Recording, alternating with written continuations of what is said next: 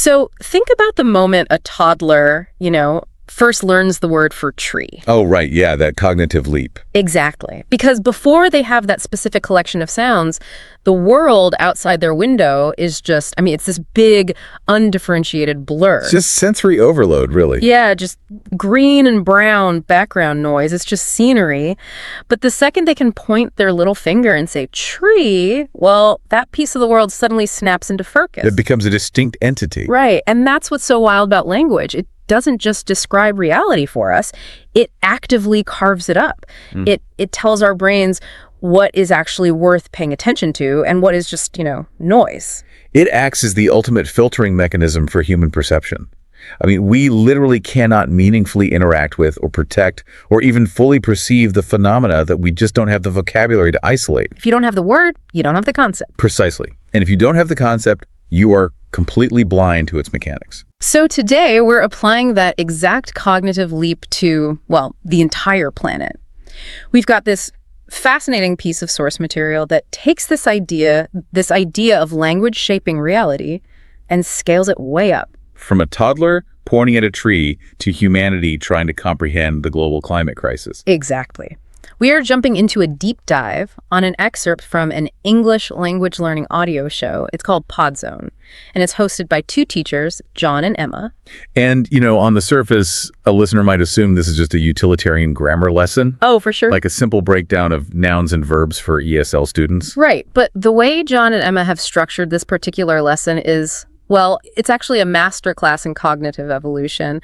They've built this 4-stage, multi-level guide to talking about nature and the environment. Taking their listeners on a real linguistic journey. Yeah, they start from the absolute basics, what language learners call the A2 level, and then they climb all the way up the mountain to this highly advanced C1 and C2 mastery. Which is incredibly ambitious. It is, and as I was reading through this framework, it became so incredibly clear that this isn't just a syllabus for learning English.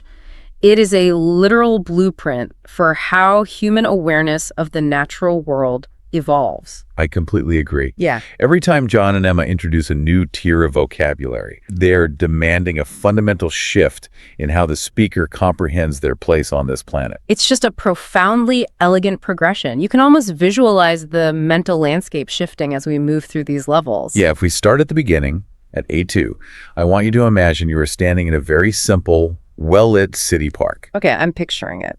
But by the time we reach the end of this linguistic progression, that simple park is going to morph into a complex, swirling, highly politicized global weather map. Wow. We're going to track the direct correlation between the complexity of our words and the complexity of our worldview. Okay, let's unpack this. We are starting right at that foundational level, that simple city park. In the source material, John and Emma kick off the A2 level with an incredibly straightforward mission. Just naming things, right? Basically, yeah. Naming basic natural landscapes and common animals. This is the inventory stage. It's a cognitive equivalent of taking stock of the room you just walked into. Right, so John and Emma run through the essential vocabulary for geographical features. At A2, you are learning to articulate that you're visiting a forest or a wood, a mountain, a river, a lake, the beach, or the sea. Very foundational nouns. Yeah. And if you live in an urban area, you talk about going to a park. And the adjectives they pair with these nouns are purely descriptive. Entirely rooted in the physical present. Exactly. They use phrases like the high mountain, the long river, or the big green forest. And those adjectives are crucial to understanding the A2 mindset. High, long, big, green. They're very literal. Yes, they're immediate sensory inputs. They require absolutely no abstract thought, no historical context, and no anticipation of the future. It's just what's right in front of you. Exactly. It's the language of immediate physical presence. Yeah. You're simply confirming that you and the object occupy the same physical space at the same time. The brain is basically saying, I am here, the mountain is there, and the mountain is high. It's an anchoring mechanism. That's a great way to put it. It really feels like mapping your immediate surroundings. And that mapping instinct, it becomes even more apparent with how they categorize animals at this level. Oh, this part is fascinating. Right. This part of the text really jumped out at me. The source explicitly divides the animal kingdom into 3 highly distinct functional buckets. Let's hear them. Okay, first, you have wild animals. And the examples they list are a bear, a wolf, or a lion. Then you have farm animals like a cow, a sheep, or a chicken. And finally, pets or local fauna, a dog, a cat, a bird, a fish, a squirrel, or a fox. Which I have to point out completely ignores biological taxonomy. Oh, totally. From a biological standpoint, grouping a squirrel with a dog or separating a cow from a buffalo makes very little sense. None at all. But from a linguistic and psychological standpoint, it makes perfect sense because it is a taxonomy of utility and threat. A taxonomy of utility and threat. Break down how that works in the brain when we use those words. Well, think about human evolutionary history. When we encounter a biological entity, our first cognitive task isn't to figure out its genus or species. Right, we're not scientists in the woods. Exactly. Our first task is to determine how it relates to our survival. So a pet is an animal we've actively invited into our domestic sphere. We've named it, we feed it, it offers companionship, or maybe localized utility like guarding a door. It's safe. It is safe. Yeah. Now, a farm animal is an organism we have entirely subjugated for resources. It offers caloric or material utility. We control its reproduction and its death. So it's a product, basically. Yes. A wild animal, however, the bear, the wolf that remains outside our sphere of control, it represents the untamed, the unpredictable, and potentially a lethal threat. Wow. So by teaching an English learner to categorize a dog as a pet, a cow as a farm animal, and a wolf as wild, we aren't just teaching them vocabulary. Not at all. We are teaching them an anthropocentric worldview. We're drawing these invisible boundaries around the natural world based entirely on how these creatures serve or threaten human beings. We are placing humanity at the absolute center of the linguistic universe. At this A2 level, every single noun and adjective orbits around the speaker's immediate physical experience and survival needs. You can hear this perfectly in the conversation John and Emma model for this section. It's almost jarringly tranquil. It really is. John talks about going to the park near his house. He says he likes it because there are tall trees and beautiful flowers. And he points out that he sees birds, squirrels, and even a fox. Very idyllic. Yeah, and Emma chimes in that she prefers the beach because she loves the sea and the sand. When I read that, it just felt so innocent. It's this basic, almost magical act of pointing at the world and giving it a name. It's the innocence of observation without the burden of responsibility. Oh, that's a good phrase. Well, John and Emma are simply moving through a static backdrop here. The trees are tall, the flowers are beautiful. They exist for John's aesthetic pleasure. The beach has sand for Emma to walk on. It's like a diorama. Yes, the A2 world is a diorama. It is fixed, it is safe, and it asks absolutely nothing of the observer other than to acknowledge it. But let me challenge that innocence for a second here. Go ahead. Is this basic descriptive level purely about aesthetic appreciation? Or is the simple act of distinguishing a wild animal from a pet or calling a space a park instead of a forest our very first psychological step in separating humanity from nature? That's a really deep question. Like, does the A2 vocabulary inherently create a divide between us and everything else? That is the paradox of the naming process, isn't it? The moment you give something a distinct name, you separate it from the whole. Right. By defining the park as a specific place John visits, the language implies that John's normal state of being is outside the park. Oh, wow. I didn't think of it that way. Yeah, the park becomes a destination, not a habitat. Yeah. So yes, this foundational vocabulary is simultaneously the tool that allows us to appreciate nature and the wedge that psychologically divorces us from it. We become tourists in the biosphere. Tourists in the biosphere. And as long as you remain a tourist, as long as everything stays in its designated linguistic box, the A2 world is very peaceful. Very predictable. The dog sleeps on the rug, the cow gives milk, the wolf stays in the woods, and the park remains green. But the diorama never stays static for long. No, it doesn't. The physical reality of the world eventually intrudes on that peaceful vocabulary. If you love the clear river and the tall trees, your brain will inevitably register when the river turns brown or the trees are cut down. Right, you can't ignore it forever. And suddenly your A2 inventory list is entirely insufficient. You cannot process environmental degradation with adjectives like big and green. You need a new linguistic toolkit to describe the friction between human activity and the natural world. Which catapults us right out of the peaceful park and into the next stage of John and Emma's framework, the B1 Explorer. A huge shift. The focus here shifts dramatically, almost violently, really, from passive observation to active problem solving. We are introduced to environmental problems and what the source calls simple solutions. This is the vocabulary of action, mitigation, and for the very first time, anxiety. Yes, anxiety is the perfect word for it. The text introduces a massive conceptual leap right out of the gate with one highly specific phrase. the environment. Yeah, yes. Emma defines it for the learner as the natural world around us. But the way they deploy it in the lesson completely changes the context. Suddenly, nature isn't just a scenic destination you visit on the weekends. It becomes a vulnerable, unified space that is actively under attack. Exactly. Notice the shift from the specific to the abstract here. At A2, we talked about a tree or a river. But at B1, we aggregate all of those disparate nouns into a single monolithic concept, the environment. It groups it all together. It's a crucial cognitive step. You can't defend a million individual trees, but you can rally around the concept of the environment. It turns the natural world into a singular political and social entity. But, it also externalizes it even further, doesn't it? By calling it the environment, it sounds like something out there. Yes, distinct from us. Right. It's not us. It's the things surrounding us that we are messing up. That is a very astute observation. The word environment literally comes from the old French word environner, which means to encircle or surround. Oh, really? Yeah, so the linguistic framing still places humans in the center, and the environment is the perimeter. And at the B1 level, that perimeter is breaching. Wow. And the new vocabulary they introduce here is incredibly heavy. They bring in pollution, specifically noting air pollution from cars and factories, and water pollution in our rivers and seas. Real-world problems. Exactly. They introduce waste, or rubbish, or garbage. And the text specifically highlights the danger of plastic waste in the oceans as a major, immediate concern. The sensory adjectives of A2, the high, long, green, they're entirely replaced by attitudes of urgency and damage. It's a totally different vibe. We are no longer talking about beautiful flowers. We're talking about serious problems and endangered species. Yes, endangered species is a key B1 term they introduce. The wolf is no longer just a wild animal that lives in the woods. It's an entity whose very existence is threatened by our actions. The threat models is flipped. Right.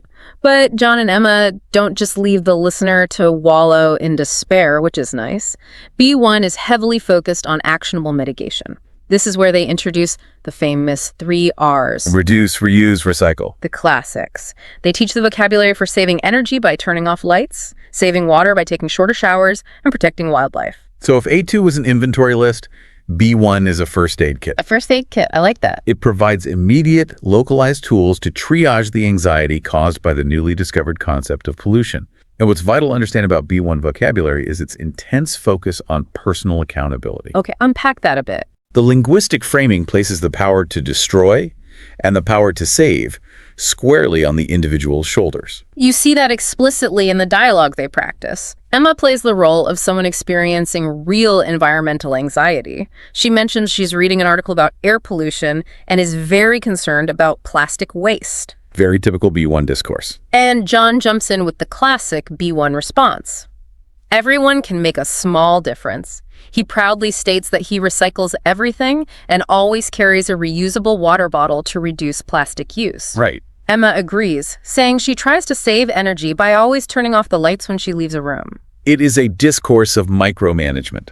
The individual looks at the overwhelming concept of global pollution and attempts to regain control by managing the only things within their immediate reach. Their trash bin. Their trash bin, their faucet, and their light switch. Okay, but this is where I start to struggle with the B1 framework, and I think a lot of people do. Where's the friction for you? Well, when I read that part of the transcript, I couldn't help but feel a massive disconnect between the scale of the threat and the scale of the vocabulary. Amen. Look at the problems John and Emma just named. Air pollution from massive industrial factories, entire oceans choking on millions of tons of plastic waste, species going completely extinct. Existential threats, yes. And the linguistic tools we are given at this level to process these apocalyptic threats are what? Taking shorter showers and carrying a reusable water bottle. It feels disproportionate. It feels almost absurd. Are these simple solutions actually mechanically effective against factory emissions? Or is this B1 vocabulary just a psychological comfort blanket? It's the real question. Does mastering these phrases just make us feel like we're doing our part so we don't have to face the terrifying reality of systemic collapse? That is the central critique of the B1 mindset, and environmental sociologists study this extensively. To answer your question directly, yes, the B1 vocabulary functions heavily as a psychological release valve. A release valve. So it is just to make us feel better. Well, the human brain is not evolved to process hyper-objects like global atmospheric degradation. When faced with an unsolvable massive problem, the brain experiences debilitating cognitive dissonance. It shuts down. Exactly. The language of individual action, saying, I recycled my bottle, I did my part, that resolves the dissonance. It allows the individual to maintain their identity as a good person while continuing to exist within a highly polluting system. It is, in many ways, a linguistic placebo. A linguistic placebo? Man, that is a brutal way to look at it. It almost makes the B1 level sound deceptive. It isn't intentionally deceptive, and I really don't think we should dismiss it entirely. This is where we have to look at the developmental necessity of this stage. What do you mean? You cannot leap from the A2 diorama pointing at a pretty flower directly into dismantling global supply chains at C1. You'd get whiplash. Exactly. You have to pass through B1. But why? If the solutions don't match the scale of the problem, why is B1 a necessary step? Because it builds the internal architecture of care. Taking a shorter shower might not save the local reservoir, but the daily habit of considering your water usage wires the brain to recognize resource scarcity. Oh, I see. It builds the muscle. Yes. Carrying a reusable bottle forces you to acknowledge the concept of physical waste every time you take a drink. It turns abstract pollution into a tangible, daily friction. That makes sense. This vocabulary establishes a moral baseline. It proves to the individual that they are capable of changing their behavior for the sake of an external concept like the environment. You have to master the micromechanics of personal responsibility before you can even begin to comprehend the macromechanics of systemic failure. I see. It's like learning basic arithmetic before you can attempt calculus. If you can't even manage your own light switch, you have no framework for understanding a national energy grid. Precisely. B1 acts as the training ground for environmental ethics. But the inherent tragedy of B1 is that anyone who stays there long enough eventually realizes the math doesn't add up. Right, the numbers don't lie. You can recycle every bottle you ever touch, and the ocean still fills with plastic. The light switch doesn't offset the coal plant. The localized first aid kit cannot cure a systemic disease. And when that realization hits, the cognitive dissonance returns with a vengeance. And the vocabulary of personal guilt and individual action completely breaks down. The brain demands a new framework to process systemic failure. We have to zoom out. Which forces us into the language of structural analysis. Exactly. And that takes us right into section 3 of our deep dive, the B2 analyst level.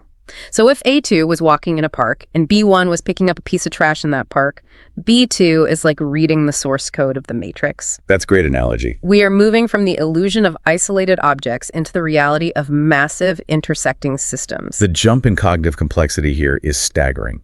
The language sheds the emotional, guilt-driven tone of B1 and becomes highly scientific, intensely analytical, and structurally focused. John and Emma introduce the word ecosystem at this level, and the way they define it is the critical pivot point of its entire linguistic journey. It changes everything. Emma explains it's not just a place. It is all the living things in an area and how they interact with each other and their environment.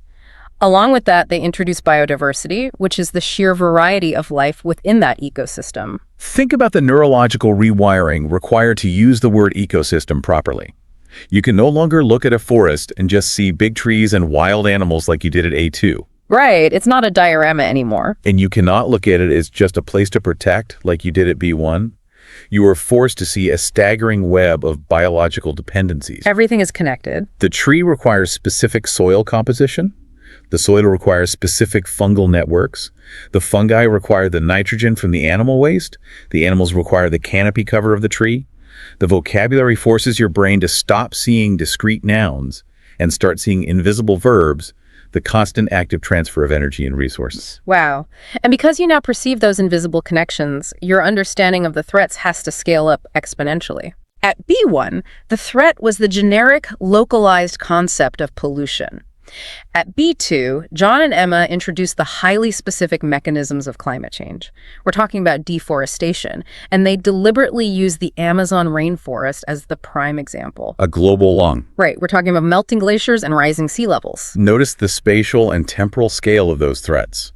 A melting glacier is not a localized event. It is planetary mechanics in action. It's huge. Rising sea levels affect entire continents. Deforestation in the Amazon alters global rainfall patterns. The B2 vocabulary wrenches the speaker out of their immediate physical surroundings and forces them to conceptualize global, long-term phenomena. You literally cannot fix a melting glacier with a reusable water bottle. No, you cannot. The localized first aid kit is just useless here. So the vocabulary of the solution scales up to match the threats. B2 introduces the concept of conservation, which they describe as protecting entire habitats by creating national parks or massive wildlife reserves. Moving from the micro to the macro. But the most significant shift happens when they introduce the language of energy and economics. This is where the true structural analysis begins. Right. They introduce the term fossil fuels, specifically listing coal, oil, and natural gas. And they instantly contrast that with the urgent systemic need to invest in renewable energy sources like solar and wind power. And pay close attention to the verbs used in conjunction with these nouns. In the text, they discuss governments making a pledge to shift toward renewables. Governments, not individuals. Exactly. The focus of action has entirely abandoned the individual consumer turning off a light bulb. The actors at the B2 level are governments, massive industries, and multinational coalitions. The actions are restructuring national energy grids and overhauling global supply chain. They also bring in two massive buzzwords that dominate modern corporate and political discourse: carbon footprint and sustainability. Very common terms now. Emma defines sustainability in the text as something that can continue for a long time without causing damage to the environment. Sustainability is a fascinating word because it's fundamentally a word about time. How so? At A2 and B1, the focus was the present. The tree is green right now. The trash is on the ground right now. Sustainability forces the speaker to project an action decades or centuries into the future. It's thinking long term. It asks a tough question. Can this specific system of resource extraction continue indefinitely without collapsing the ecosystem it relies on? It introduces the concept of structural limits. Let's look at the B2 conversation John and Emma model, because the tone is entirely different from the earlier levels. It really is a shift. It sounds like two policy analysts having a coffee. Emma mentions she is reading about a conservation project in the Amazon. She says, the Amazon rainforest is such a vital ecosystem, and its biodiversity is under constant threat from deforestation. Quite a mouthful. Compare that sentence to the A2 level. At A2, John was literally saying, I saw a fox in the park. Now Emma is deploying multisyllabic jargon to describe the structural vulnerability of a continental biome. It is the evolution from reciting an anecdote to presenting a structural diagnosis. And then Emma delivers what I truly believe is the most important sentence in the entire B2 section. Let's hear it. John mentions that the conservation project works with local communities to establish a sustainable way of living. And Emma responds, we can't just create wildlife reserves. We need to change the economic incentives. It's the same with climate change. We have to make the shift to renewable energy sources a priority. Economic incentives. The moment those two words enter the discourse, the framework of environmentalism is irrevocably altered. Break that down for me. How does shifting our vocabulary from a moral imperative at B1, littering is bad, recycling is good, to a structural imperative at B2, we need sustainable economic incentives. How does that fundamentally change our entire approach to saving the planet? It changes everything because it completely dismantles the B1 illusion that individual goodwill and moral policing can save us. Right. At the B1 level, the implicit assumption is that environmental degradation is caused by bad behavior. If everyone just acts ethically, if everyone just does their chores, the environment will heal. Just be a good person and it's fine. But the B2 vocabulary of economic incentives acknowledges a much darker, much more complex reality. Human beings operate within massive, invisible architectures of commerce and survival. The system dictates the behavior. Exactly. If the economic incentive for a local community in the Amazon is to clear-cut the rainforest because they need to sell the lumber and raise cattle just to feed their families and survive, then they're going to do it. yes, then all the moral lecturing from Western B1 environmentalists is completely useless. The chainsaws won't stop because the system demands the wood to generate capital. The B2 vocabulary allows us to diagnose the architecture rather than scolding the individual trapped inside it. It allows us to say, the people aren't evil, but the system they are forced to operate in is inherently destructive. Yes. It recognizes that the system is functioning exactly as it was designed to function, to maximize short-term resource extraction for profit. It's a feature, not a bug. Exactly. The design is working, but the design is ecologically fatal. Therefore, the solution is not better individual behavior. The solution is redesigning the architecture from the ground up. A total overhaul. We must change the financial incentives. We must shift the entire energy grid. We must make the sustainable choice the most economically viable choice. It is structural engineering rather than moral policing. That is an incredibly profound paradigm shift. Going from feeling guilty about leaving your bathroom light on to demanding a government restructure its entire economic policy to subsidize wind farms. Yeah, but and this is key. The B2 analysis contains its own trapdoor. Uh-oh, what's the trapdoor? Once you acquire the vocabulary to question the architecture of the economic system, you inevitably start asking who built the system in the first place. You start asking why they built it that way, who benefits from its destructive design, and what right they had to impose it on the rest of the biosphere. You start pulling at the threads of power. Exactly. And the purely scientific structural language of B2 just isn't equipped to answer those questions. The realization that our economic systems are intentionally destroying the planet for profit pushes the conversation out of the realm of science and directly into the realm of ideology. You hit the ideological bedrock. You cannot fully understand the mechanics of global extraction without questioning your own ethical and political place within that global machinery. Which means we have arrived at the final summit of our linguistic mountain. We are entering section 4. The C1 and C2 level. The peak. According to John and Emma's framework, this is where the discourse stops being merely analytical and becomes fiercely systemic, highly political, and profoundly philosophical. This is the absolute bleeding edge of the language. This is where vocabulary must stretch, bend, and sometimes break to accommodate the most complex existential and moral questions facing our species. Now, before we dive into the deep end of these C1 and C2 concepts, I want to frame how we are going to approach this. Good idea. The source material from Podzone introduces several highly specific, often fiercely debated political and social ideologies in this section to demonstrate advanced vocabulary and context. Right. These are real-world political frameworks. We're going to unpack these ideologies to understand how this language works. However, to be completely clear to you listening, we are not here to litigate the merits of these platforms or endorse any political stance. We are just acting as your linguistic tour guides, exploring how mastering these dense frameworks allows someone to engage in high-stakes global debates. It's a vital distinction to make because the vocabulary at the C1 and C2 level is inherently charged. These words are not neutral descriptors like tall trees at A2. Definitely not. These are the linguistic weapons and shields used in the fight for the future of global civilization. Exactly.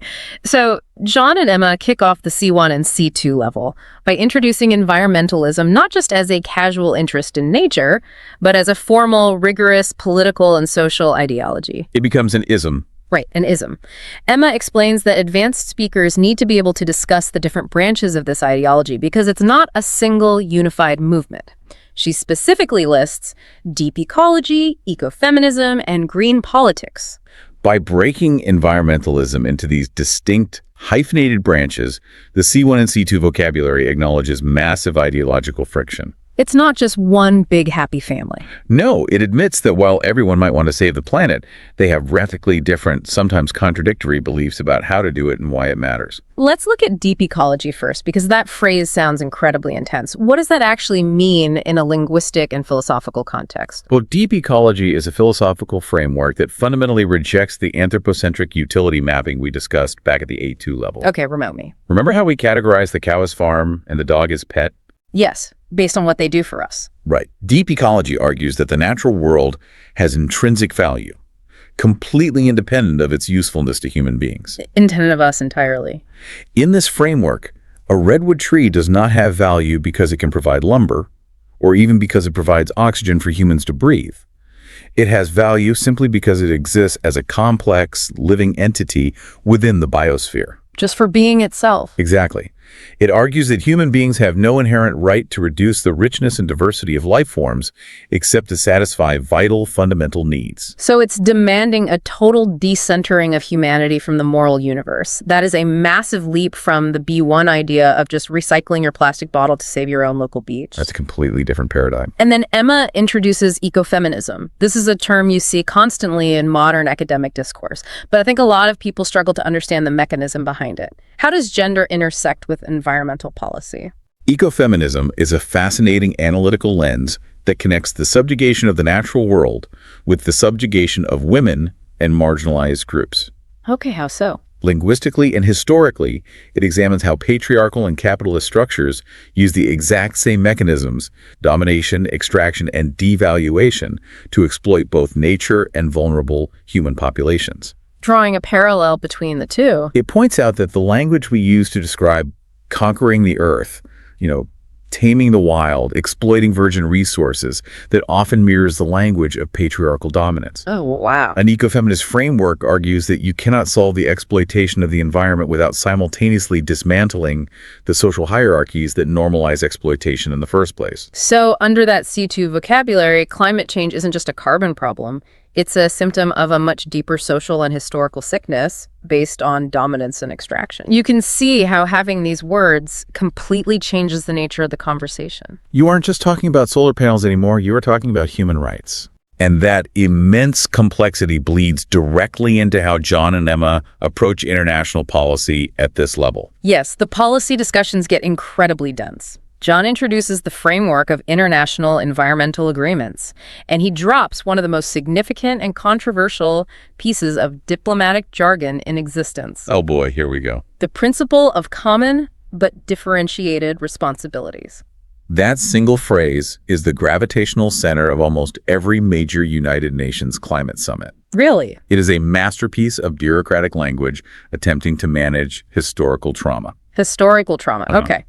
The source text defines it simply as the idea that all countries are responsible for protecting the global environment, but developed countries should bear a greater burden. On paper, it sounds simple. Yeah, and John notes that this principle is a frequent point of contention or heated, paralyzing disagreement in international negotiations. Unpack the mechanics of that contention for us. Why does this specific C2 phrase cause so much screaming at global summits? Because baked into the words differentiated responsibilities is the entire brutal history of global industrialization, colonialism, and economic disparity. That's a lot of baggage for two words. Think about it from the perspective of a developing nation in the global south. They are essentially saying to the wealthy nations of the global north, you spent the last 200 years burning cheap, dirty coal to build your massive economies, infrastructure, and wealth. You filled the atmosphere with carbon to get rich. Great. And now that we, the developing nations, want to burn cheap fossil fuels to lift our own populations out of poverty, you are telling us we can't because the atmosphere is full. You pulled the ladder up behind you. Exactly. The developing nations argue they have a right to economic development, and that the developed nations who caused the historical majority of the crisis must bear the financial and structural burden of fixing it. Which seems fair from their perspective. But the developed nations, meanwhile, argue that if the developing nations burn coal now, the entire biosphere collapses, regardless of who started it. The atmosphere doesn't care about fairness. So, common. But differentiated responsibilities is the linguistic tightrope walk, attempting to balance the physical reality of the atmosphere with the historical reality of geopolitical inequality. You need advanced C1 and C2 vocabulary just to untangle the centuries of resentment embedded in that single policy framework. That is incredibly heavy. The language isn't just describing a problem, it is carrying the weight of human history. It carries the past into the present. But John and Emma don't stop at policy. They push the listener into the ultimate final concept. They move from human history to literal geology. The final boss, so to speak. Emma introduces a word that many scientists argue is the most defining concept of our modern era, the Anthropocene. This is the apex of the linguistic mountain. She defines the Anthropocene as the proposed name for our current geological epoch. It is defined entirely by the significant, measurable, and lasting impact of human activity on the planet's geology and ecosystems. It's profound. Her example sentence in the text is absolutely chilling. The concept of the Anthropocene reframes humanity not as a passive inhabitant of the Earth, but as a dominant geological force. Think about the staggering journey we have taken to reach this sentence. It's wild to look back. At A2, humanity was just a visitor taking a leisurely walk at a park. At B1, we were guilty consumers picking up trash.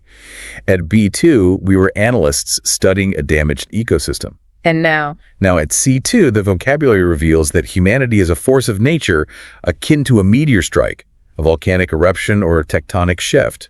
We are literally writing our names in the form of microplastics, radioactive isotopes, and altered carbon levels into the rock strata of the planet itself. We're leaving a fossil record. We have become geology. And that realization forces a massive, almost unbearable philosophical crisis, which the text tackles head-on in its conclusion. It has to. John sets up a conflict between two opposing worldviews to summarize the C2 dilemma. On one side, you have anthropocentrism. This is the belief that nature is essentially a resource to be exploited for human benefit. Humans are the center of the story. The old way of thinking. On the other side, you have ecocentrism, which ties back to deep ecology. This is the belief that nature has intrinsic value, completely independent of its usefulness to us. It is the ultimate ideological binary. Are we the masters of the house, or are we just one of millions of guests? And Emma concludes their entire lesson by stating that addressing the climate crisis requires not just technological innovation, not just building better solar panels or electric cars, but a paradigm shift in our economic models and a fundamental move away from our anthropocentric worldview toward an ecocentric one. A paradigm shift. That phrase implies a fundamental dismantling and restructuring of the core assumptions that have governed Western thought since the Industrial Revolution, perhaps even since the Agricultural Revolution. Okay, this is where I have to jump in and grapple with what feels like a massive, irreconcilable contradiction in what John and Emma just presented. Oh, yeah? The C2 framework seems to be pulling itself in two opposite directions simultaneously. Walk me through the contradiction you see. Well, the text introduces the Anthropocene, which explicitly defines humanity as a dominant geological force. We have fundamentally altered the chemistry of the oceans and the atmosphere. We are literally shaping the Earth's crust. Yeah. But then, in the very next breath, Emma advocates for an ecocentric worldview as the ultimate solution, a paradigm shift away from centering ourselves toward recognizing nature's independent intrinsic value. Right. My question is, how is that even logically possible? If the very concept of the Anthropocene defines us as the dominant physical force on the planet, doesn't that make an ecocentric worldview practically impossible? That's a really sharp observation. Like, how can we philosophically decenter ourselves when we are literally the physical force dictating the survival or extinction of almost every other species? Aren't we just pretending not to be the meteor? That is a brilliant articulation of the core paradox of modern environmental philosophy. The contradiction you are pointing out is not a flaw in your understanding. It is the central tragedy and the ultimate challenge of the C1 and C2 level of awareness. So it's supposed to feel impossible. You have hit the absolute limit of where our current ideological frameworks can take us. So how do we reconcile it? How do we hold both the reality of the Anthropocene and the ethics of ecocentrism in our minds at the same time? It requires a profound, almost excruciating psychological balancing act. You are completely correct that we cannot pretend we are not the meteor. We cannot feign innocence. We did this. We are currently managing the global thermostat. We are deciding, through our agricultural subsidies and land use policies, which species survive the century and which go extinct. We have their fate in our hands. To pretend we are just another equal species in the web, a purely passively ecocentric fantasy, is a dangerous denial of our immense destructive power. We cannot just step back and let nature heal because we have altered the baseline conditions of nature itself. Right. Stepping back completely feels like a cop-out. It's abandoning the mess we made. Exactly. However, if we fully embrace anthropocentrism, if we say, we are the undeniable gods of this planet now, we are the Anthropocene, and everything exists solely for our engineering and use, we will inevitably engineer our own total destruction. Because we're not actually gods? Because despite our godlike geological impact, we are still completely biologically dependent on the fragile ecological web we were trying to master. We cannot out-engineer the need for a stable biosphere, breathable air, and arable topsoil. We are gods who still need to eat. So we are trapped. We are stuck between a naive fantasy of returning to the garden and a technological suicide mission of trying to pave the whole planet. We are only trapped if we refuse to evolve our concepts further. Okay, so what's the way out? The C1 and C2 vocabulary demands a synthesis of these two opposing ideas. The paradigm shift Emma mentions at the end of the text isn't about disappearing into the background of nature, but it also isn't about dominating it. What is it then? It is about recognizing our terrifying, dominant geological power, but consciously choosing to wield it with an ecocentric ethic. How does that actually look in practice? It is the conscious decision of a godlike species to intentionally limit its own power out of respect for the intrinsic value of the whole. Okay, I'm tracking. It is looking at a massive ancient forest and saying, we have the technological power to pave this entire biome tomorrow. We have the economic incentive to extract every ounce of capital from it. But we actively choose to protect it, not just because we selfishly need it as a carbon sink for our own survival, but because the forest has an inherent right to exist independent of us. So it's restraint. Yes, it is immense power, deliberately restrained by profound humility. And articulating that restraint, building legal and economic frameworks around that humility, requires the absolute most sophisticated language, policy, and philosophy we can possibly muster. Power restrained by humility. That is an incredibly potent concept, and it really brings this entire abstract linguistic journey crashing back down to reality, right back to you, the listener. The words you use matter. Think about the words you choose to use every single day when you talk about the world around you. Are you mostly operating at A2, just pointing out the beautiful flowers and categorizing animals by how cute they are? Or are you at B1? Right. Are you focused on the B1 guild of rinsing out your recycling bin and taking shorter showers? Are you analyzing the B2 structural economic incentives that drive local policies? Or are you actively grappling with the C2 paradigm shifts? Wrestling with our terrifying responsibilities in the Anthropocene. Because the level of vocabulary you choose to inhabit doesn't just dictate how you make small talk at a dinner party. It dictates how you consume the news, how you judge corporate behavior, how you spend your money, and fundamentally, how you vote. Language is the architecture of our reality. It is the lens through which we view our moral responsibilities. If you limit your vocabulary, you limit your capacity for action. Which means it's time to synthesize this incredible, expansive journey we've been on today. We started at the foundational A2 level, taking a simple, innocent walk in the city park. We learned to map our immediate surroundings, naming the trees, the rivers, and categorizing the animals based on their utility to us. We learned to see the basic shapes and colors of the natural world. But that innocence couldn't last. We encountered the friction of reality at B1.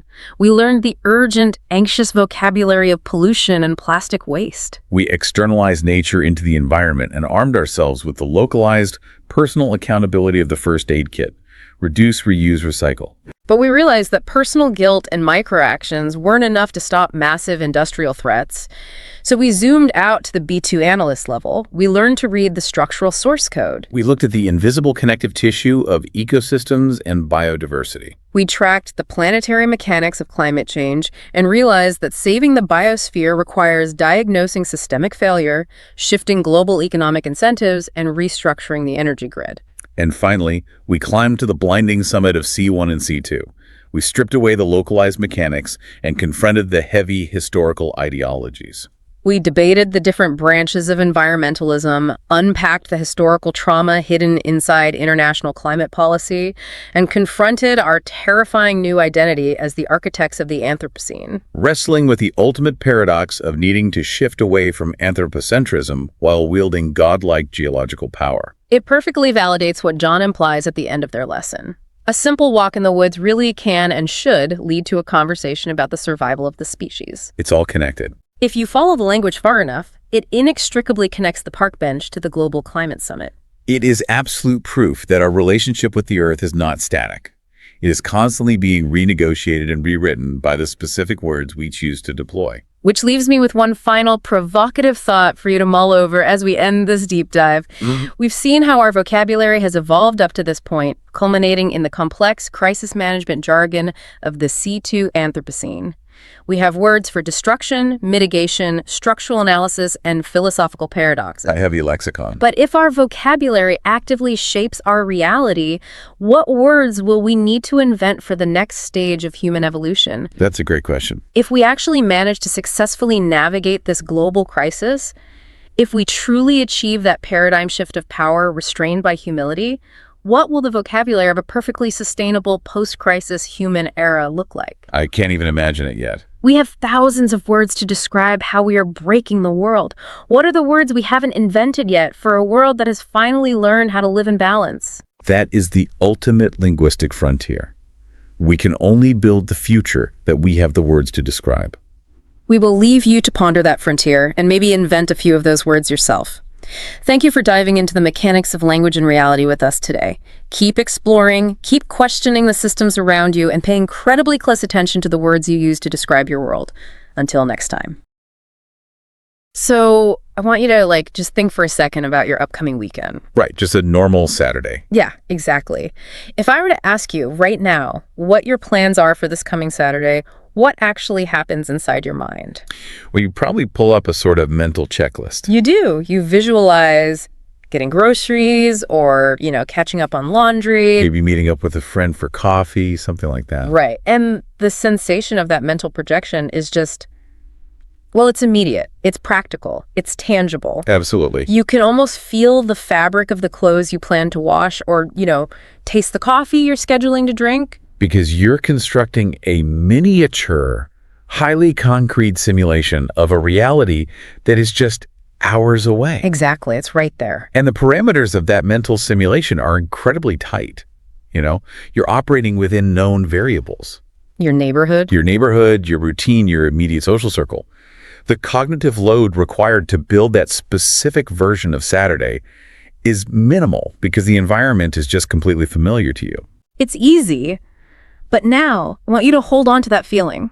But let's completely shift gears. Okay. I want you to imagine the distant destiny of humanity. That is quite the shift. Right. Picture the year 2500. What does that look like? Wow. Well, suddenly the mental images change entirely. They become abstract. But more importantly, pay attention to the language you are using in your head right now to describe that distant future. It fundamentally changes. It does. You completely abandon phrases like, I'm going to buy milk. Yeah, that doesn't really apply to 2500. Instead, you start thinking in terms of possibilities, trajectories, maybe existential threats. Sweeping technological paradigm. Exactly. The language itself completely transforms. Because the transition you're describing is a massive leap. It's moving from managing a localized, immediate environment to basically architecting a completely unknown, highly volatile reality. Right. And the bridge between those two mental states, between buying milk and, say, colonizing the stars, is constructed entirely out of grammar. Which is wild to think about. We often treat language as just a mirror, assuming it merely reflects the thoughts we already have. It's just a way to express what's already in our brains. Exactly. But what we are looking at today suggests something far more profound. Language is the scaffolding. The scaffolding. Right. The grammatical structures you possess literally dictate the maximum distance your mind can travel into tomorrow. That right there is the core of our mission today. We are unpacking this fascinating stack of source material today. It really is incredible stuff. It's a transcript from an English learning program called PodZone. Hosted by John and Emma. Yes, John and Emma. And they guide their listeners through this multi-level breakdown of how to talk about the future in the English language. Going from the absolute basics up to the most advanced levels. Right. They start the baseline basic A2 proficiency and climb all the way to the highly advanced C1 and C2 fluency. And I think it's important to clarify something here for the listener. Go for it. Hearing the words English learning program might make you think we're just going to conjugate some verbs and call it a day. But the high school grammar lesson. Exactly. But we are doing the exact opposite here. Yes, we are. This deep dive is a structural deconstruction of how human beings conceptualize time. Time itself. We're going to explore how upgrading our vocabulary and our grammatical structures, moving from basic survival to advanced fluency, how that fundamentally alters our ability to conceive of the future. To plan for it. Right, and to philosophize about it. Because the underlying premise embedded in John and Emma's curriculum is that language is an active cognitive tool. It does the work. Exactly. Without the grammatical structures necessary to hold complex, conditional, or hypothetical thoughts, we literally cannot strategize for the long term. We just can't do it. A society or an individual armed only with basic future tenses is fundamentally constrained in their conception of tomorrow. They can react to the world, but they cannot design it. Exactly. They are trapped in the immediate. So let's dive right into the very foundation of that design process. What the PodZone transcript identifies as the A2 level. The starting line. Right. They frame this as the language of simple plans and predictions. I kind of view this as the surviving tomorrow phase. That's a good way to put it. Because the cognitive goal here is straightforward. It's basic survival and immediate social functioning. You're just navigating your immediate environment. Right. Coordinating basic actions. And John and Emma highlight 3 core structures to achieve this. They talk about going to, will, and hope to. Let's break down going to first. Yeah, so the sources explain this is used for plans we've already made. Pre-made plans. The examples they give are things like, I'm going to see a movie tonight, or they're going to travel to Spain next month, or visiting your parents on Saturday. Notice the chronological mechanics of going to there. What do you mean? Well, the decision to act already occurred in the past. Oh, right. You made up your mind yesterday, or maybe last week. By using going to, you are taking a locked-in intention and carrying it forward into the near future. So it's solid. Exactly. Yeah. It represents a definite, stable plan. You've already allocated mental energy, maybe physical resources, to ensure this event happens. Okay, I see that. But then John and Emma contrast that heavily with the word will. Right. They categorize will for, like, spontaneous decisions made at the exact moment of speaking, and for simple gut reaction predictions. Right. The classic example they offer is the phone is ringing. I'll get it. Yeah, or simple weather guess. Like, I think it will rain tomorrow. Exactly. But I kind of want to push back on the necessity of this distinction. Oh, how so? Think about packing a suitcase for a weekend trip. Okay. The act is immediate, it's highly practical, and it's mostly focused on your own needs. Sure. Why does the human brain require 2 entirely different grammatical pathways to differentiate between a plan I made yesterday going to and a decision I am making right this very second will? Why the split? Yeah. Why separate those cognitively when both just result in a future action? Does it really matter? It matters immensely. The separation is actually vital for human coordination and basically evolutionary survival. Wait, survival? Really? Yes. The human brain constantly needs to signal to other humans the difference between a deeply held intention and a sudden reactive impulse. Okay, I'm listening. Consider the social weight of the 2 structures. When you declare, I am going to visit my parents, you are broadcasting a stable mental state. I have made up my mind. Right. You are telling your social group that this event is a load-bearing pillar of your near-term reality. Oh, that's interesting. They can build their plans around your plan because it is fixed. Whereas will operates almost like a reflex. Exactly. It's a grammatical shock absorber. A shock absorber. I like that. When the phone rings, you didn't plan for it. The environment just threw a sudden variable at you. Out of nowhere. Right. So by saying, I'll get it, you're signaling that you're adapting to chaos in real time. You're processing an unexpected change and instantly asserting your agency over it. Precisely. If language lacked these 2 distinct structures, our social groups would just collapse under the ambiguity. Because we wouldn't know who is planning what and who is just reacting. Exactly. We would be unable to seamlessly communicate the difference between a deliberate, unyielding strategy and a spontaneous adaptation to the immediate environment. Okay, wow. I see the utility now. So going to is the strategy we bring to the environment, and will is how we defend against the environment when it surprises us. That's a perfect summary. But then the Podzone transcript introduces a third A2 tool that feels, I don't know, a bit like an outlier to me. You talk about hope too. Yeah, hope to. They map this onto long-term wishes and dreams. Right. The examples are, one day I want to be a doctor, or in the future I hope to have a big family, or dreaming of a new job 5 years down the line. Classic A2 goals. But I struggle with hope to at this basic proficiency level. Why is that? Because if I only have A2 grammar, my ability to plan is restricted to movies tonight and answering ringing phones. True. Isn't hope to just a linguistic trap? I mean, I'm hoping to be a doctor, but I have absolutely no grammatical way to articulate the complex, multi-year steps required to achieve it. You don't have the words for medical school applications. Right. It feels less like a tool and more like a coping mechanism for a brain that lacks strategic agency. Well, viewing it as a coping mechanism highlights its psychological function, sure. But calling it a trap misses its developmental importance. How so? At the A2 level, you're right. You lack the linguistic architecture to construct detailed multi-step conditionals. You cannot explain the variables, the roadblocks, or the financial planning required for medical school. Right, you just can't say it. However, before you can build a map, you have to establish a destination. Oh, okay, so it sets the coordinates. Exactly. Hope to act as a vital cognitive bridge over a vast expanse of unknown time. It allows a mind with a limited vocabulary to still claim a stake in a reality that is 5 years away. So even if I can't plan the route, I can still point to the mountain. Right. It bypasses the need for complex strategic grammar and relies purely on human desire. Wow. Holding on to a vision, even without the tools to draw the map, sustains motivation. It keeps the mind oriented toward a distant point, ensuring that as the individual's capabilities and vocabulary grow, they are moving in a consistent direction. That reframes it entirely for me. It's basically a placeholder for future strategy. Yes. So A2 gives us the baseline survival kit. We can react to the ringing phone, we can lock in our intention for Saturday, and we can throw a beacon of hope into the next 5 years. A very functional toolkit. But survival isn't enough. I mean, if you are purely reacting to the present or locking in personal desires, you cannot effectively coordinate with a wider society. No, you cannot. To predict the world around you, to calculate odds, and to negotiate with others, the pod zone sources indicate we have to make a significant cognitive leap into the B1 level. The transition into B1 is where the timeline of human thought becomes deeply complex.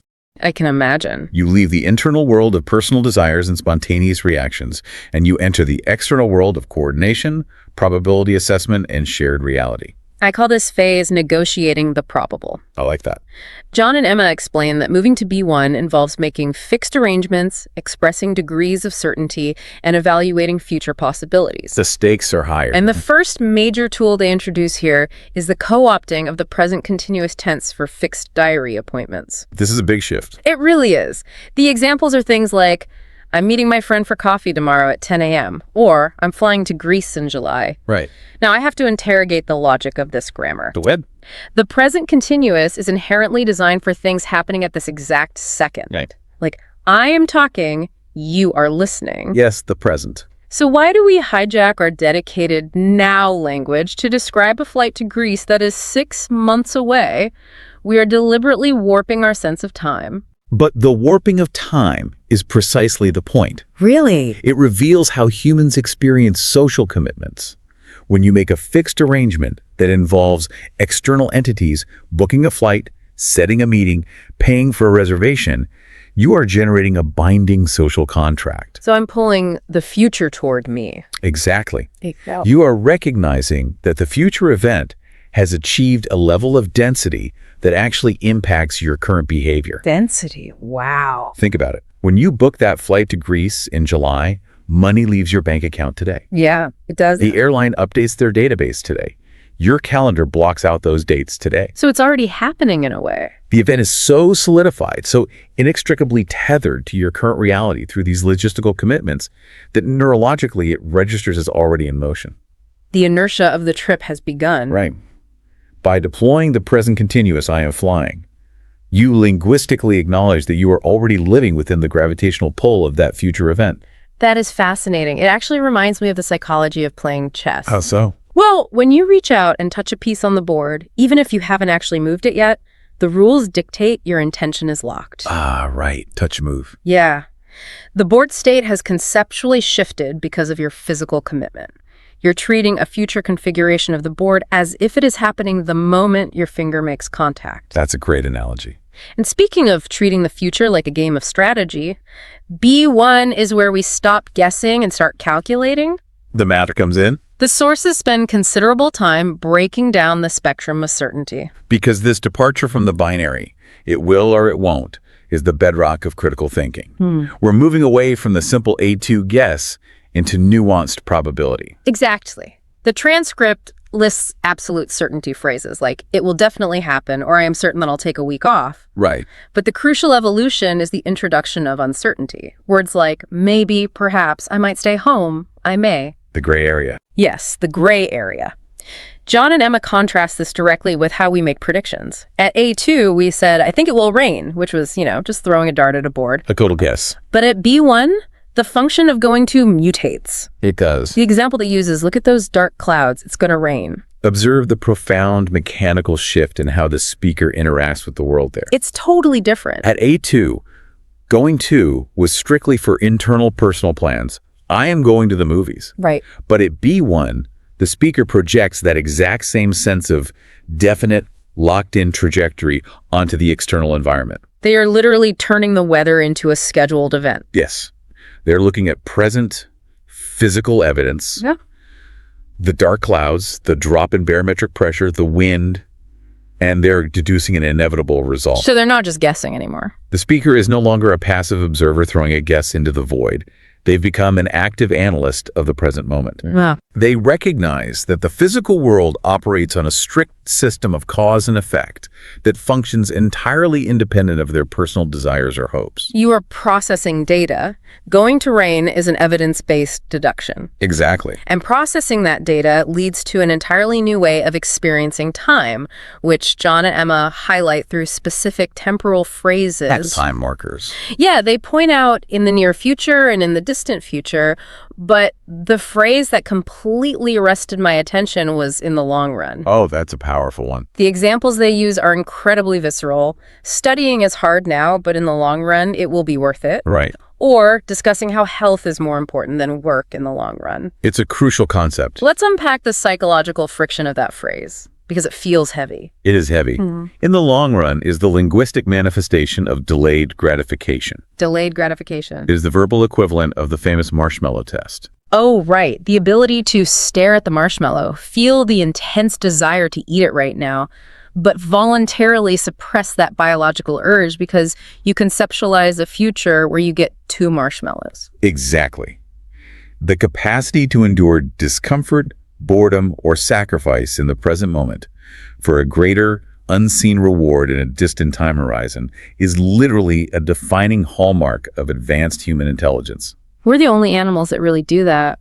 However, the human animal cannot simply brute force its way through suffering without a narrative. We need a story. To willingly sit at a desk and study complex material when every instinct demands you go outside and seek immediate pleasure, you have to construct a story that justifies the present pain. And in the long run is the title of that story. It really is. It's the tool we use to negotiate with our own biology. If I don't have the phrase in the long run, I am trapped in a prison of immediate stimulus. You're just reacting to pain. Right. The friction of studying just feels like pointless suffering. Yeah. But the moment I deploy that idiom, I create a mental anchor far out in the distance. You contextualize it. I contextualize the hardship. I am literally bartering with my future self, offering them my current time and energy in exchange for their future success. And without the specific language to clearly define that extended temporal arc, maintaining the discipline required for long-term achievement becomes nearly impossible. Because you forget why you're doing it. The phrase literally builds the cognitive container that holds the delayed reward. So the B1 toolkit radically upgrades our operating system. Excuse step up. We gain the power of the social contract through the present continuous, the analytical ability to deduce outcomes from environmental evidence, and the superpower of delayed gratification. It's an impressive arsenal. We can navigate the local environment and our immediate social circles effectively, but a personal diary, a weather forecast, and a study schedule are micro-level concerns. They are very small scale. To understand the machinery of the world, to look at the global economy, the trajectory of technology, the shifting of entire populations, the B1 tools are insufficient. Completely inadequate. We have to zoom out entirely. And this is the threshold of the B2 analytical mindset. Level 3. The individual ego, with its personal plans and local negotiations, steps back. The speaker assumes the role of a macroscopic observer analyzing massive systemic forces. So if B1 was playing a localized game of chess, B2 is basically swapping a magnifying glass for a high-powered telescope. That's a perfect image. John and Emma emphasized that B2 language abandons personal plans almost entirely. We enter the realm of future trends, formal forecasts, and the rigorous logic of cause and effect conditionals. The language of systems. And the very first concept they define here is trends. They describe a trend as the general direction of development across massive spheres, social, economic, technological. Right. Their specific examples are the growing trend of remote working and the continued relentless development of artificial intelligence. Now, introducing the concept of a trend implies an understanding of momentum and mass. Momentum. Yes. It requires the cognitive ability to perceive that the future is not a chaotic sequence of random, isolated events. It's not just stuff happening. Right. Rather, it is a continuous, interconnected flow of developments. Recognizing a trend means you have identified the current of history itself. Identifying the current is one thing, but B2 requires us to articulate where that current is actually dragging us. Yes, the destination of the trend. The transcript explores likelihood phrases like likely that and unlikely that. But the phrase I really want to deeply interrogate here is bound to. Ah, bound to. The pod zone sources use bound to for things that are certain or highly likely to happen regardless of intervention. Regardless of what we do. Right. The examples they provide are heavy. Growing populations mean traffic problems are bound to get worse. Classic example. Or, looking at AI, they assert that many jobs are bound to be automated. It's a forceful phrase. And I find this linguistic framing incredibly disturbing, honestly. Why is that? The word bound literally means tied up, shackled, restricted. It does. If we look through our telescope and declare a trend is bound to happen, aren't we linguistically stripping ourselves of agency? Aren't we basically surrendering to fatalism and admitting the machine is driving us? I mean, your discomfort is entirely justified because bound to is a uniquely heavy grammatical construct. It feels oppressive. It sits at the complex intersection of language, human agency, and systemic momentum. When a B2 speaker declares that AI automating jobs is bound to happen, they are not necessarily surrendering their personal agency, but they are making a profound analytical concession about the macro environment. A concession of defeat. Not defeat, a concession of scale. Sale. They're acknowledging that certain macroeconomic, demographic, or technological forces have achieved such critical mass, such overwhelming velocity, that individual human resistance, or even collective short-term policy resistance, is futile. So we can't stop it. The momentum of the trend will overpower the friction of resistance. So we are tied to the tracks, and the train is coming. Yes, but acknowledging the train is coming is a necessary prerequisite for strategic survival. Okay, that makes sense. You cannot adapt to a tsunami if your language insists on pretending it is merely a high tide. Wow. The phrase bound to violently clears the board of wishful thinking, political spin, and false hope.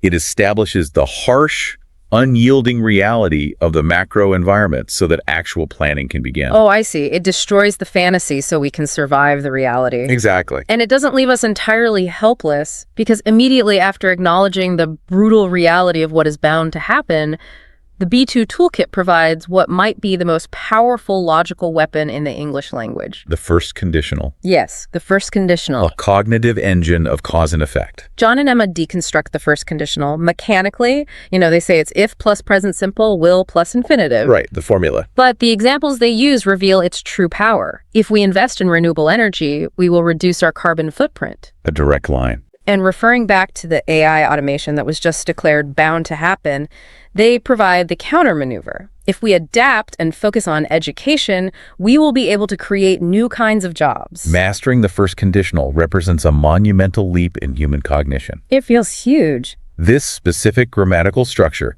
is the foundational language of the scientific method, of economic policy, and of grand strategy. But why does this specific if-will structure carry so much cognitive weight? Like, what is it actually doing in the brain? Because it demands that the human mind construct and hold two distinct complex realities simultaneously. Two realities at once. You must conceptualize a hypothetical, often resource-intensive action occurring in the present.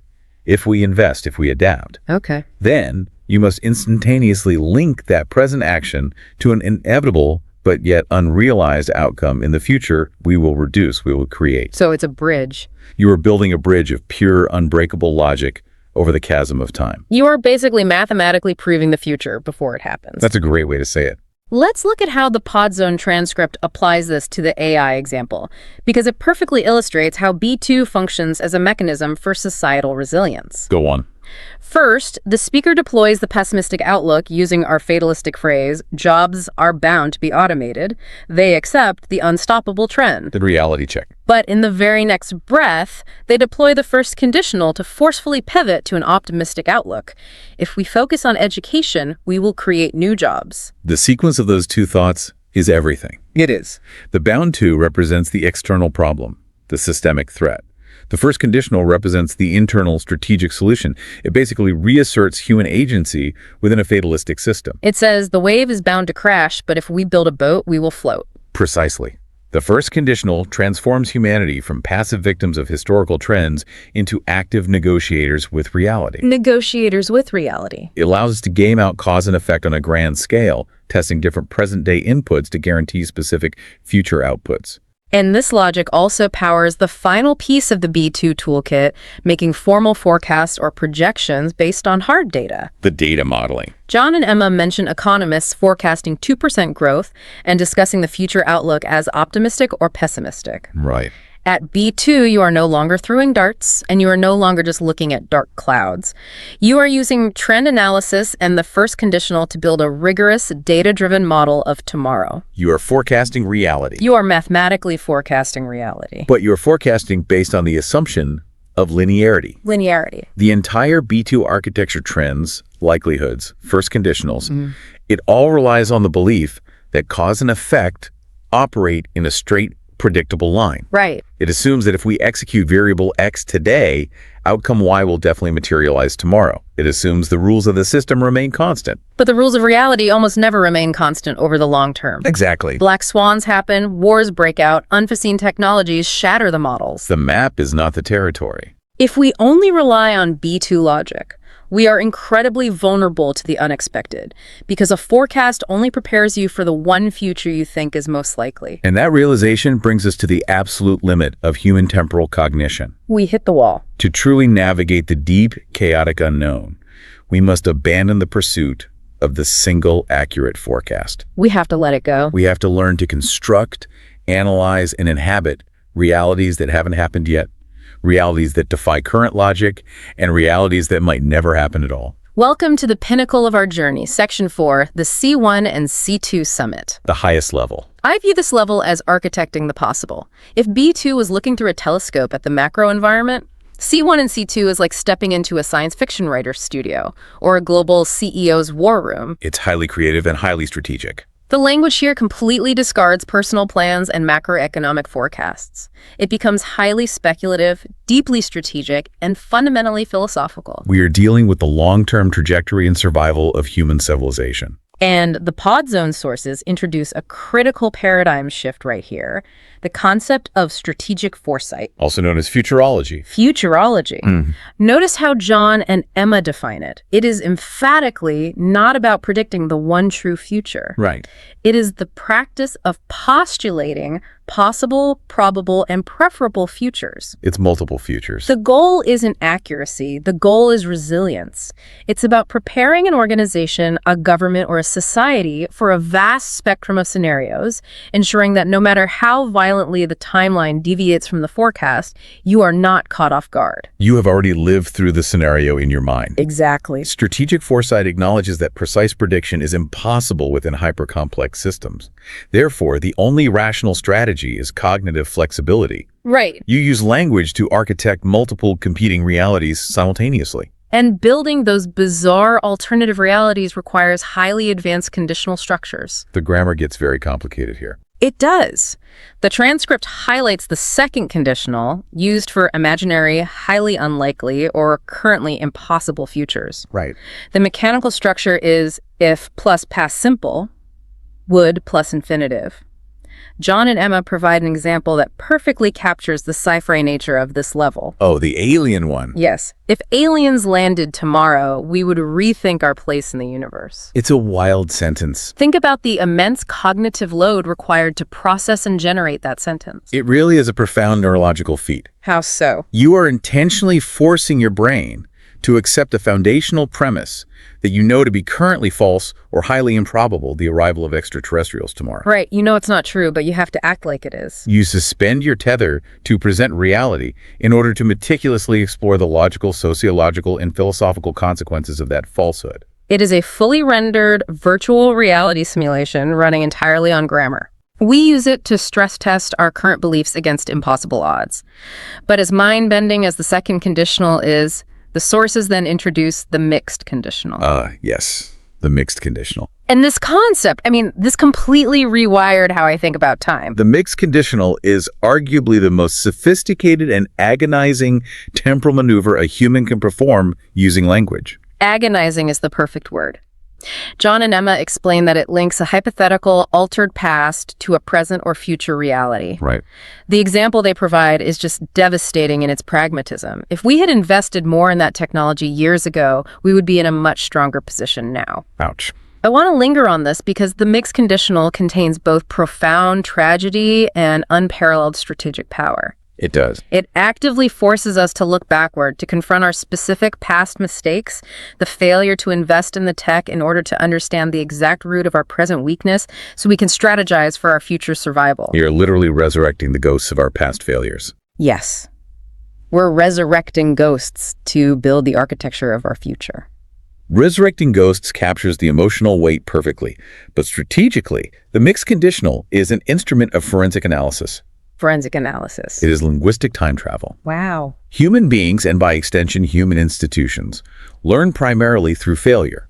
However, in the realms of geopolitics, global economics, or species survival, the cost of failure is often catastrophic. We can't afford it. You cannot afford to continually fail in reality just to extract a lesson. So we simulate the failure retrospectively. Exactly. The mixed conditional allows us to run a retrospective simulation of parallel universes. Parallel universes. By articulating if we had done X, we would currently be Y, the human mind isolates the exact variable in the past that led to our present vulnerability. We are debugging the timeline. Debugging the timeline, yes. We find the faulty line of code from a decade ago that is causing the present system crash. We isolate that past mistake, not merely to wallow in historical regret, but to extract a pure strategic principle. We metabolize the failure. We metabolize it. We extract the lesson so that when a structurally similar variable appears in our present environment, we do not replicate the error that will compromise our future. So powerful. The mixed conditional is the mechanism by which a society turns historical regret into future resilience. Future resilience. A culture that lacks the grammar to articulate a mixed conditional cannot learn from its history. It is doomed to blindly react to a present it does not understand. Turning historical regret into future resilience. That is literally the definition of wisdom. It is. And to navigate this hyper-complex space of strategic foresight, virtual simulations, and historical debugging, the C1 and C2 vocabulary undergoes a massive upgrade. The words themselves have to change. John and Emma point out words like inevitable, which acts as a much more objective, scientific version of B2's fatalistic bound to. It's colder. Yeah, they highlight imminent, meaning a threat or event is about to happen at any second, requiring immediate mobilization. These vocabulary words imply a mastery over timelines and an understanding of critical mass. Right. They allow a speaker to precisely calibrate the urgency of a systemic threat. But the vocabulary that truly alters the landscape are terms that define the shape of reality itself. The world-building words. The sources introduce paradigm shift, defining it as a fundamental, irreversible change in the underlying assumptions of a system. A total rewrite. And they contrast massive, overarching visions of the future as either utopian, a perfect, harmonious society, or dystopian, a fractured nightmare of suffering. The possession of these specific concepts is the dividing line between a civilization that merely survives the flow of time and a civilization that intentionally directs its own evolution. Which brings us to the philosophical climax of the Pod Zone transcript. The final concept. John and Emma end their C1 and C2 section by introducing the concept of long-termism. Long-term. They describe this not just as a strategy, but as a profound moral philosophy.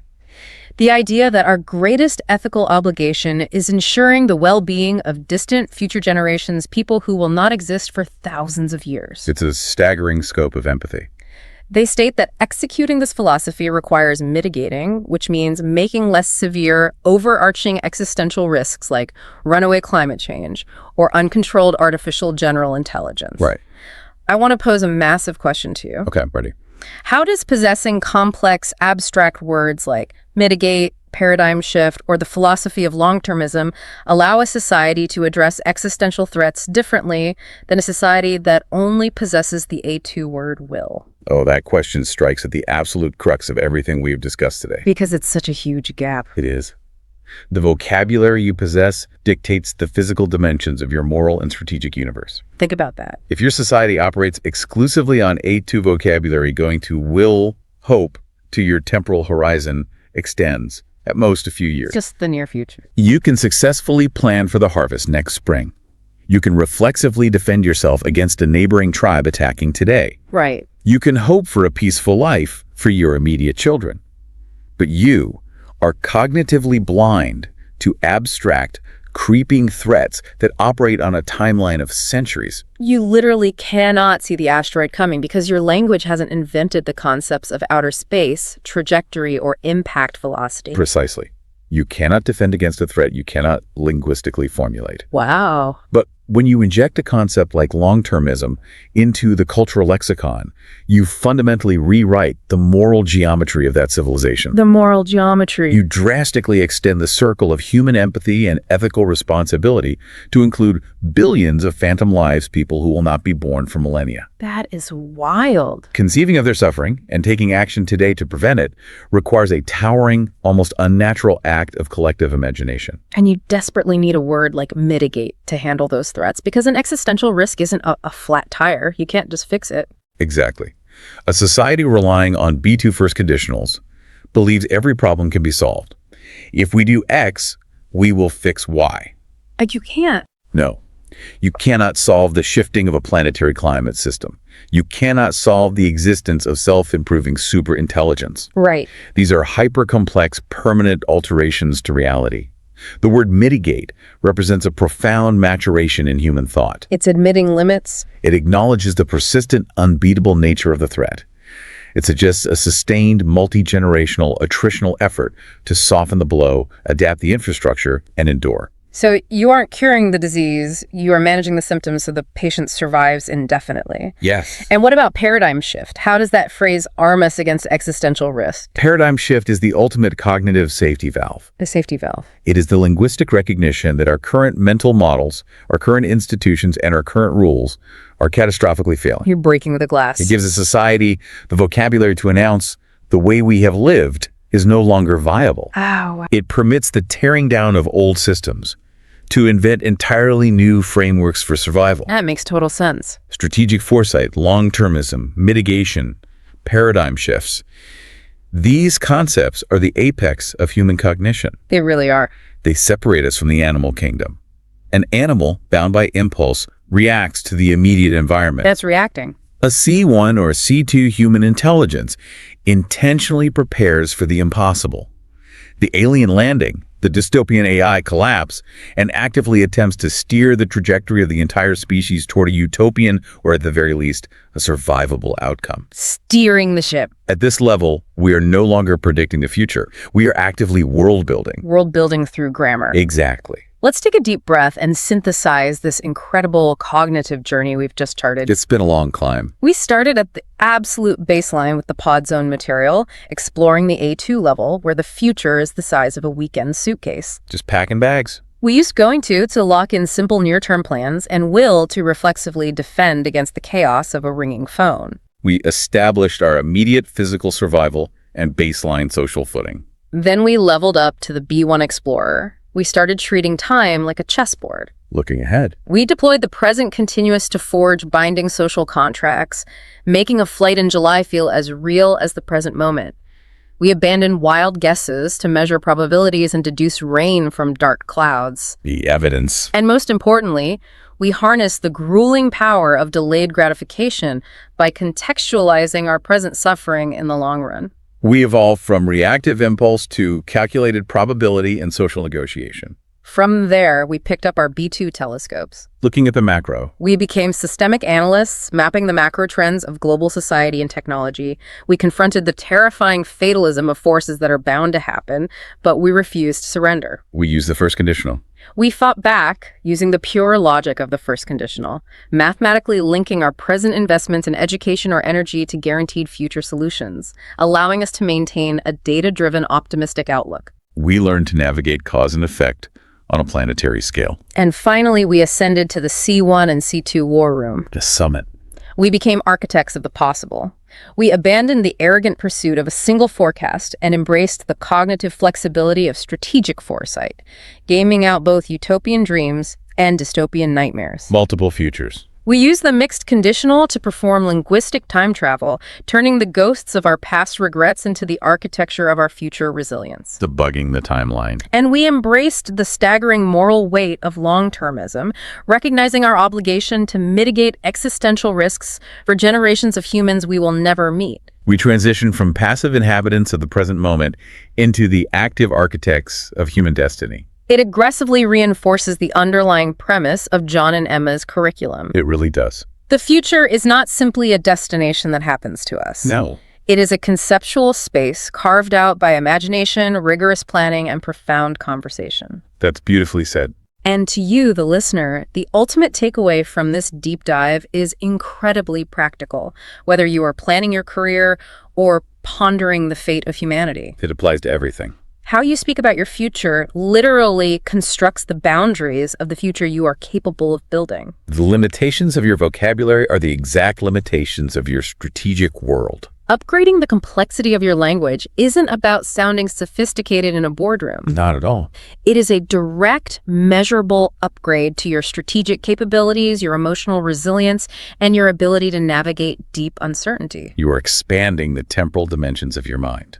But as we wrap up, I want to leave you with a final, highly provocative thought. Okay, lay it on us. Something to turn over in your mind long after this deep dive ends. We have just spent an hour proving that our grammatical structures define our ability to conceive of the future. We trace the evolution from the simple reflex of I will all the way up to the strategic mitigation of existential risk. We climbed the complete ladder of known human language. Yes, we did.